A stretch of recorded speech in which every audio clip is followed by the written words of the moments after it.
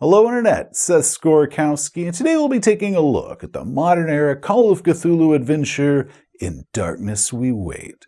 Written by Joe Trier and Rena Henze, it was published in 2024 through the Miskatonic Repository Community Content Program. Coming in at just 24 pages, the adventure is playable in a 4 to 5 hour session, which is about how long it took us to do. A frantic voicemail sends the player characters to a desert ghost town near the California-Nevada border in search of a pair of missing ghost hunters. The scenario provides us with 4 pre-generated characters, or the players can provide their own characters if they wish. However, if the players are going to be making their own characters for this adventure, they're going to want to determine the relationship that they have with the missing people. Maybe family, friends, or associates, whatever the personal link that they have with one or both of the ghost hunters that sends the player characters off on this rescue. Now, one thing this module includes is 2 audio handouts, including the voicemail message that Laura sends that ends up sending the player characters off on this adventure. Bob, it's me. I don't know what's happening. Something attacked me. Holy crap, guys. Laura's in trouble and she ain't answering her phone no more. We have got to get to the bottom of this. We have got to find out what happened and verify that her and Wayne are safe.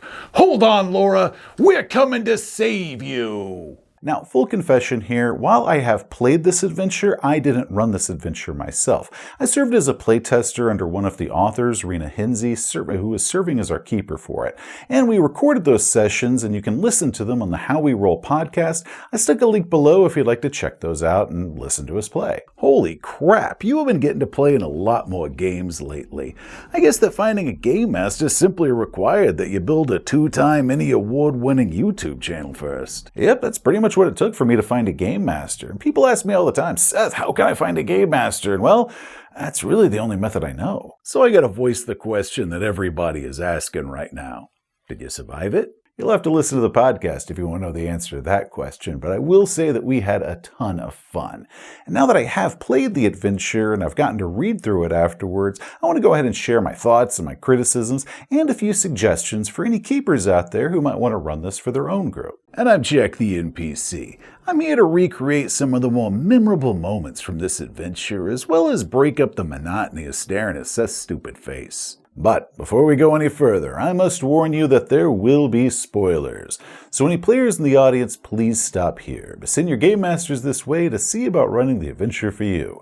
But if you keep going and you spoil yourself, no one will come save you from the darkness. Alrighty, keepers, now that it's just us, let's cut this bad boy open and read the guts. But first, the backstory. 200 years ago, the Migo from Yugoth crash-landed in the mountains west of Death Valley. Trapped below ground, they sent out radio and psychic waves, hoping somebody would come rescue them.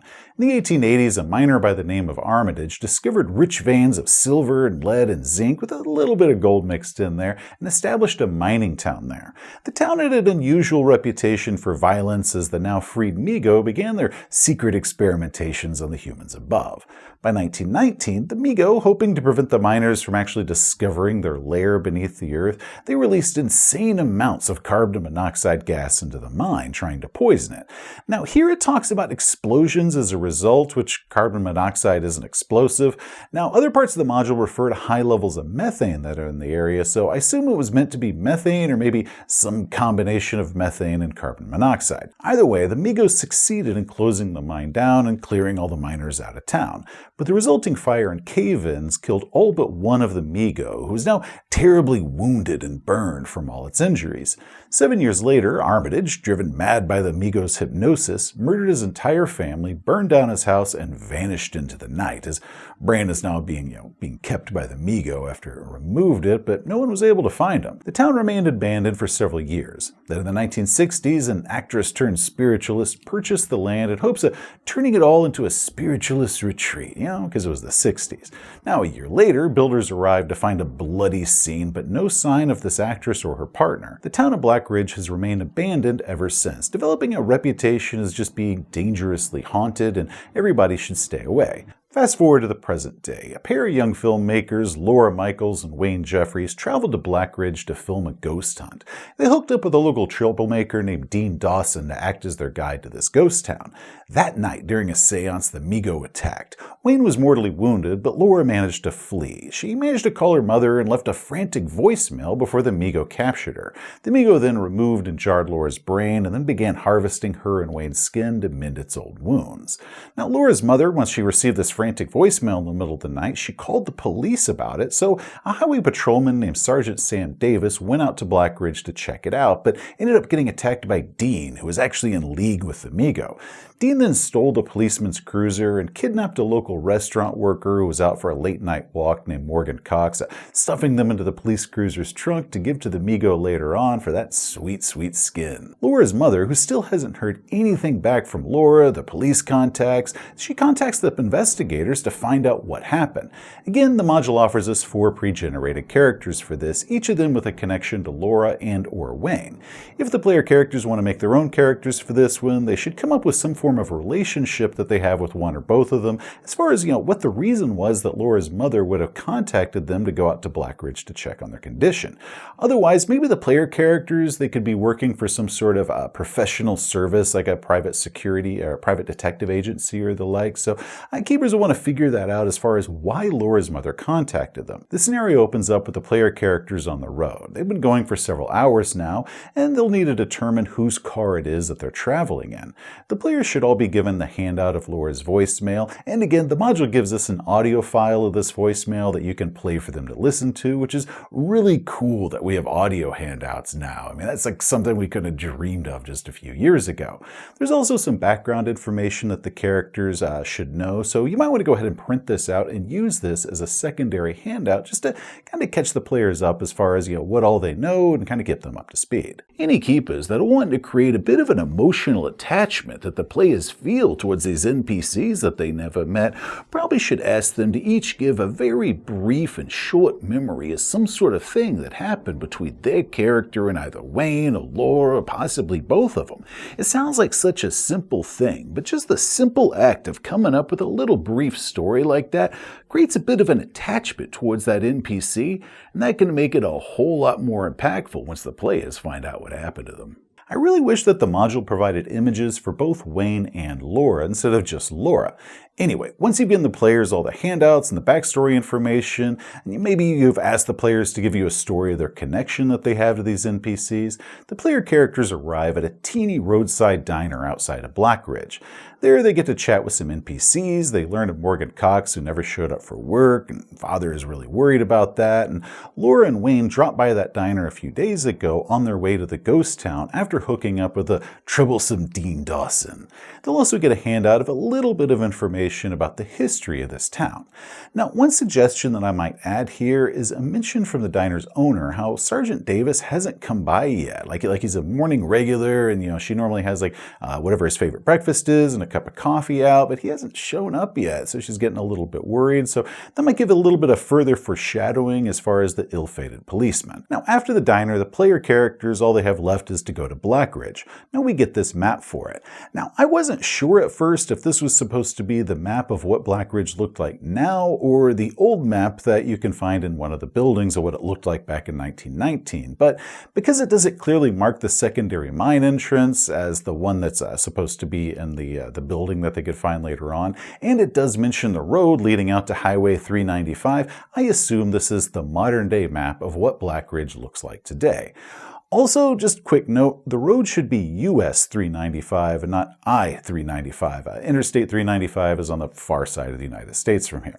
However, I do wish that the map at least showed the burned ruins of the burned down mansion that was mentioned in Handout 2. And also doesn't mark the Hoist House, which is one of the locations that the player characters can visit. I assume that this is it. If not, That's the building that I would declare as being the hoist house. I'd also like to have had a keeper version of this map with 3 additional things on it.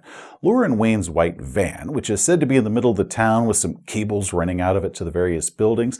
The adventure doesn't state which buildings the 3 cables run to, but when we played it, Rena specified that the cables were running to the hotel and to the chapel, with 1 cable running to the hotel and 2 of them running off to the chapel.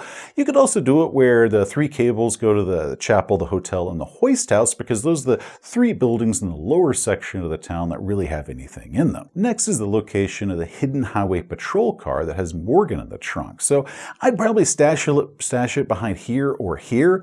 Of course, a good spot hidden roll by any of the player characters when they step out and look around, might catch a glimpse of sunlight reflecting off of it, or maybe notice the fresh tire tracks. But I like knowing where the patrol car is. That way, if a player is looking at the map and they say, my character wants to walk that way and see what's going on, they could just randomly stumble across it without having to make any roll at all. And I always kind of like that if their decision of just let me go over here is what discovers it versus just having to make a roll. In fact, the police car and Morgan really aren't mentioned as locations in the portion of the module that's just talking about the town itself, or really anywhere in the module after the Dramatis Personae section that's near the front of the module. So keepers definitely know where those are. Otherwise, you might forget about them when the game starts. I kind of like halfway through remember like, oh yeah, there's a police cruiser over here and somebody banging in the trunk. So just go ahead and note where that police cruiser is. The third thing that I'd like to have marked on the map is where the concealed mine entrance is located.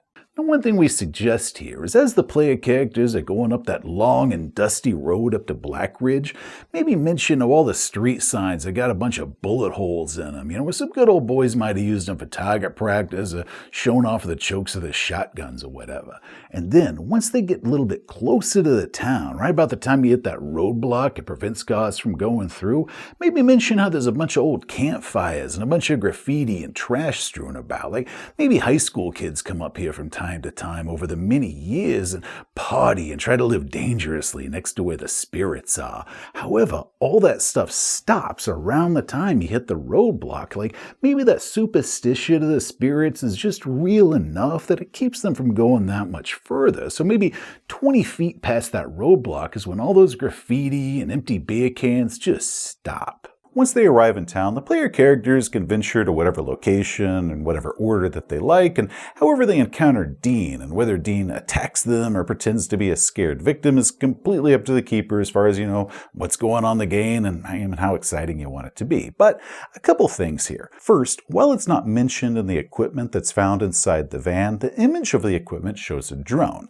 Now, my first instinct was a keeper might want to remove that, but then I thought about what a drone could mean to this adventure if you had one there. If it is there, the player characters can use it. Maybe they can spot the hidden police car, or maybe the mine entrance.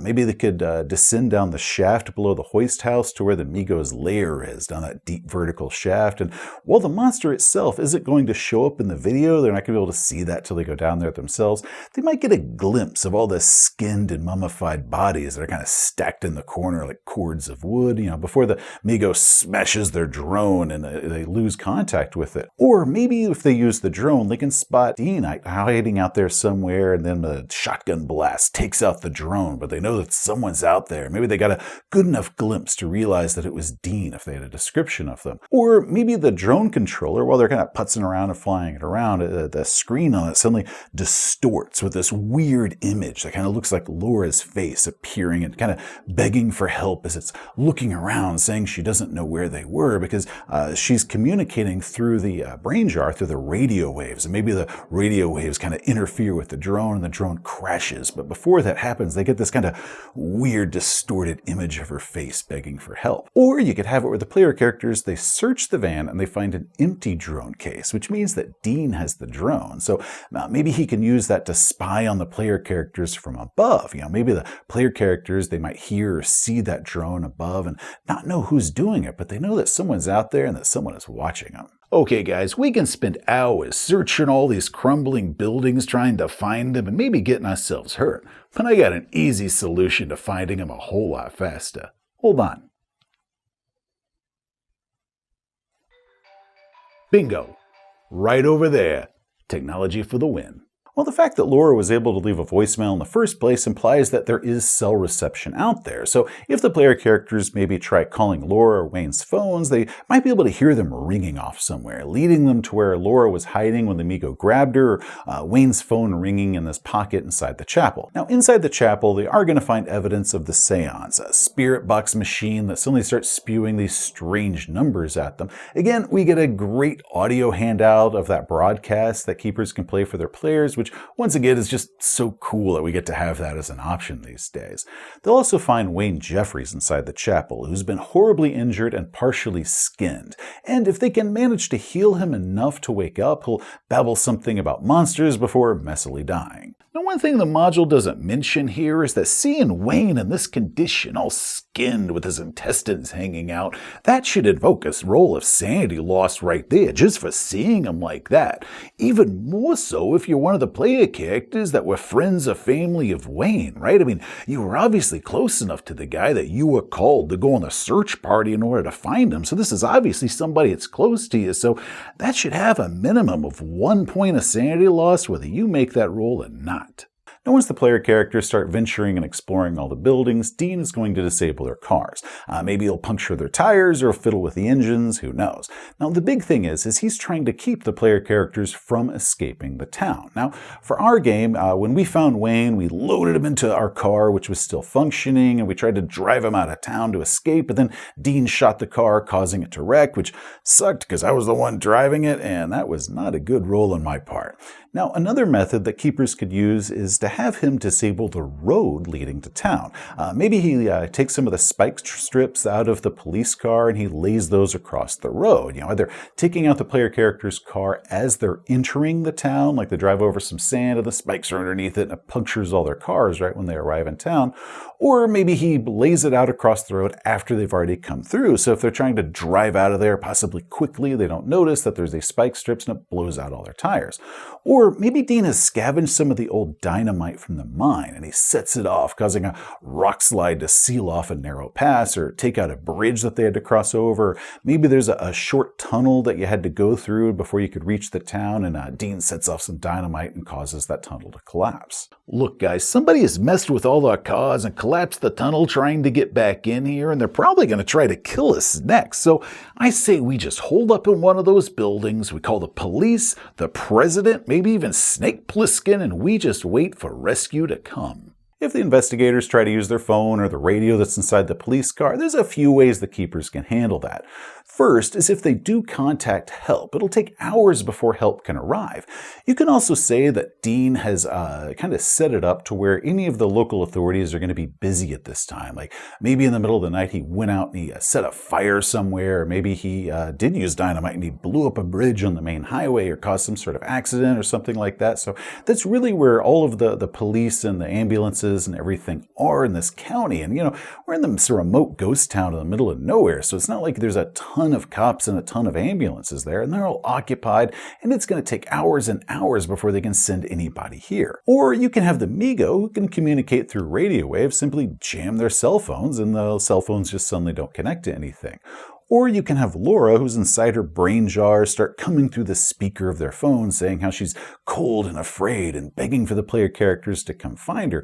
Again, preventing the player characters from connecting to the outside world, because in Laura's panic, she's flooding all the airwaves and preventing them from calling anybody, and she's not really in her right mind here, so they can't explain to her that she needs to be quiet for them to make a phone call, so the reason they can't call for help is because she's not letting them through her panic. Now, one small point that I do want to mention is that the module mentions mold and mildew a few times. Now, this is a high-altitude desert environment, and sure, rain does damage things when it occasionally does come, but it doesn't rain that often, and when it does, that moisture doesn't really stick around that long, so mildew and termites really aren't much of a problem for desert ghost towns. That's a reason you can have a ghost town stay intact for centuries, is just because of that dry environment. Now, eventually, the player characters should find the hidden opening to the mine. There's a few ways they could find that. Track attack rolls, discovering the old map is in one of the buildings, chasing Dean as he goes running in there, or even Laura if they're trying to talk to her on the phone and it's going to take it a while. Eventually Laura might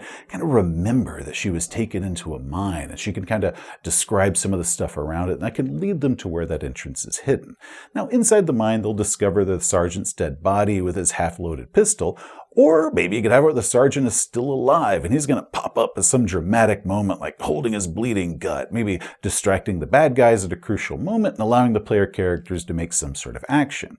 Now entering the Migo's lair, the player characters are going to find the Migo kind of leaning above Laura's body, and her head has been opened up and her brain removed. And her brain jar is sitting on a shelf with a ton of other brain jars, her tinny voice in the speaker calling for help, and all these other jars kind of saying other random things. Whoa! Wow, okay. I was looking for ghosts, and I clearly took a wrong turn around here somewhere and got into the wrong room. Sorry to disturb you. Guys, what the hell is that thing? Now, the module calls for a sanity check against the Migo itself, just like any other time you see a Migo in Call of Cthulhu, but I feel that there should be more sanity loss involved in this whole scene. I mean, Laura's brainless and half-skinned body is lying out there, and that should elicit some sort of sanity check, especially for any player characters who had a relationship with her. And, then also once they realize that Laura is still alive and her brain has been removed and is still conscious and begging for help inside a metal jar, that should also require a sanity check because that's kind of freaking weird. Now, once again, if you have it where characters that had a relationship specifically with Laura, they might have a minimum loss of 1, no matter what it is that they roll, because this is somebody that they had that connection with. Now, the Migo is not going to attack the player characters unless the player characters attack it first and it just needs to defend itself. It's simply going to be spending its time peeling off Laura's flesh and grafting that onto its body to repair its wounds. And since these things are described as like fungi, you could have it where you've got this kind of white mycelium kind of coming out of its body and kind of weaving itself through like her skin that it's putting on. And you can see that it's got the skin of other people and maybe kind of the decomposing skin of maybe previous victims or maybe even animals as this kind of getting absorbed into this sort of fungus body that it has. Now, however, unless the player characters have already dealt with them, they're going to have Dean step into the doorway with a shotgun behind them, preventing them from leaving the Migo's lair so the Migo can then harvest their skin as well. Now, however the scene plays out is completely up to the players and completely up to the players' dice. Maybe the player characters escape with the jar. Maybe they escape but they leave the brain jar with the Migo, allowing it to keep it alive and take it back to Yugoth for whatever purpose. Maybe they smash all the jars, mercy killing all the occupants, or maybe they kill the Migo, or maybe they all die and wake into an eternity inside their own brain jars. Now, overall, this is a pretty simple adventure. It's good for a one-shot, especially for new Call of Cthulhu players, I feel, and I think this would make a pretty good convention game. It's far more survival horror than investigative horror, and the original plot of rescuing Laura and Wayne then shifts to this moral dilemma of what do the player characters do once they have Laura's still living brain inside a jar, right? Like, this is their friend. This is somebody that they care about. She's alive. She's conscious, but she's also a brain in a jar. What do they do? And that's kind of a fun little aspect at the end of this scenario. But a couple things that I do feel could be expanded here. One is Morgan. Morgan really doesn't do much aside from being found in a car trunk. They're freaked out, paranoid, and not going to trust the investigators at first. Morgan has 3 big uses that I see. First, as a backup player character in case one of the regular investigators is killed or incapacitated really early on in the scenario and you've still got quite a bit left and you want to get the player keep playing. Next, you could use Morgan as a source of further information on Dean or about the town itself. So it's kind of a good way they can get a little bit of backstory here. And finally, you could use Morgan as an example victim. Oh yeah, if you have it with the player characters, they pull Morgan out of that car trunk and Morgan's like, yeah, I have no idea who you guys are and I need to get back to town to get back to my dad. He's probably pretty worried about me, so sniff you jerks later. And then Morgan starts marching up the street to get out of town. Right about the time they hit that hill, just about to crest right over it, that's when you have a rifle shot ring out and just blow Morgan's head right the hell off, right? That's a pretty effective way of telling the rest of the player characters that escape is not an option. Now, the big area that could be expanded is Dean. Dean is working for the Mi-Go, hoping the Mi-Go will give him power and take him back to Yugoth with it. We really don't get any more description other than that. It's just, how did he come to be working for this Mi-Go in the first place? We don't know. Now, maybe it was that he just happened across this Mi-Go when he was off exploring the ghost town one day, or maybe he was going through the ghost town looking for something valuable to sell. Or maybe he had kind of moved in here and was setting up a meth lab in one of the empty buildings because nobody was going to come out here and disturb him, and that's when he met the Mi-Go and ended up falling under its hypnosis or being kind of charmed by it, or maybe driven insane by it. And Laura and Wayne really aren't the first people that he's lured out here. You could have him where he's set himself up as a guide to several other people before, right? He's got this online presence kind of offering to work as a guide for different people, and he might have been doing this for several months. This means that any of the player characters, if they're looking into Dean, or maybe they hack into Wayne's phone or computer once they find them, they're going to find evidence that Dean had reached out to them, offering to be a guide for them, possibly even suggesting that, hey, might as well bring some other friends with you because the rate that I charge is for 4 or 6 people, and there's only 2 of you. Why don't you bring some friends along? We know that the Mi-Go needs flesh to repair itself, and the skin grafts don't last very long. Maybe there's the alien biology or the radiation down here. I don't know.